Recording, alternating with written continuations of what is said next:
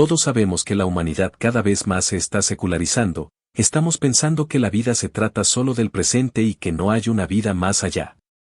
La secularización como filosofía nos quiere decir que no hay Dios y por lo tanto no tenemos que preocuparnos por darle cuentas a alguien. Esta forma de pensar está siendo impulsada por las grandes organizaciones del mundo. Y muchos gobiernos están cediendo ante esta forma de pensar. Son presionados política y económicamente. El propósito es regresar la sociedad hacia un paganismo pervertido disfrazado de progreso. Lamentablemente vemos que se considera que el enemigo número uno son las instituciones y entonces hay que destruir las instituciones.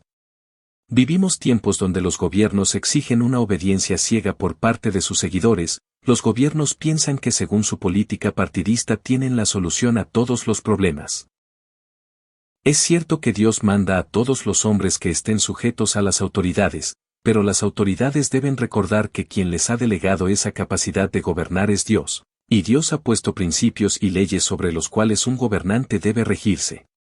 Pero cuando el gobernante quiere hacer sus propias leyes y su propio sistema de valores, la sociedad debe decidir a quién obedecer.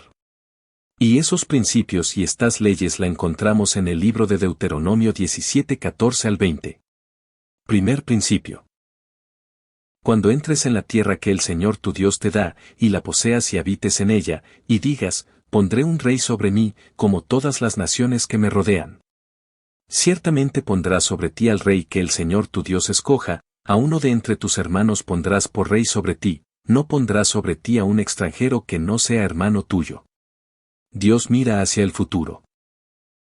Sabía que Israel iba a pedir un rey para ser como las demás naciones, así que establece principios bajo los cuales se tenía que elegir a ese rey. Un primer principio es que Dios iba a elegir al rey. En Daniel 2:20 al 21 leemos la siguiente declaración, y Daniel habló y dijo, sea bendito el nombre de Dios de siglos en siglos, porque suyos son el poder y la sabiduría. Él muda los tiempos y las edades, quita reyes, y pone reyes, da la sabiduría a los sabios, y la ciencia a los entendidos. Cualquier gobierno debe pensar que no está allí porque haya sido más inteligente en ganar la voluntad popular, sino porque Dios le permite estar en ese puesto de honor y privilegio. Segundo principio. Además, el rey no tendrá muchos caballos, ni hará que el pueblo vuelva a Egipto para tener muchos caballos, pues el Señor te ha dicho, jamás volveréis por ese camino.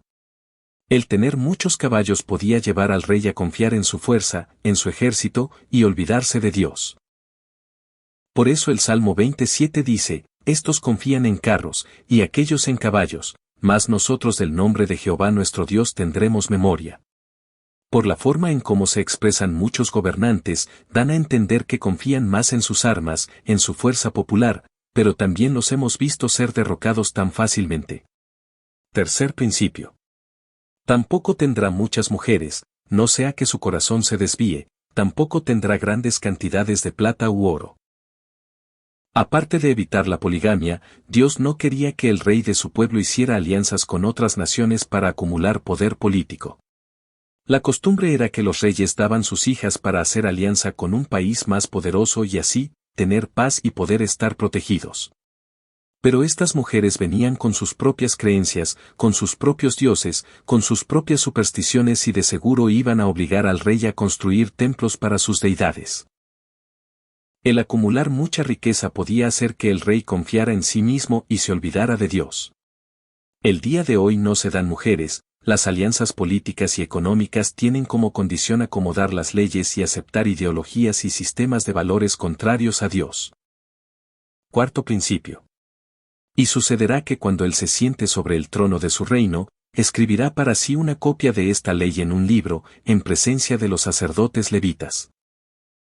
La tendrá consigo y la leerá todos los días de su vida, para que aprenda a temer al Señor su Dios, observando cuidadosamente todas las palabras de esta ley y estos estatutos, para que no se eleve su corazón sobre sus hermanos y no se desvíe del mandamiento ni a la derecha ni a la izquierda, a fin de que prolongue sus días en su reino, él y sus hijos, en medio de Israel.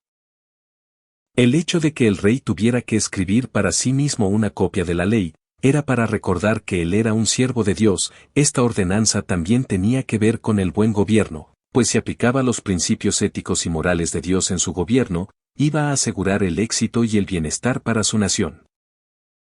Esto significa que el rey no podía gobernar según su propio sistema de valores, no debía construir otro tipo de reglas, sino que, todo lo que él iba a legislar tenía que ir de acuerdo con la palabra de Dios.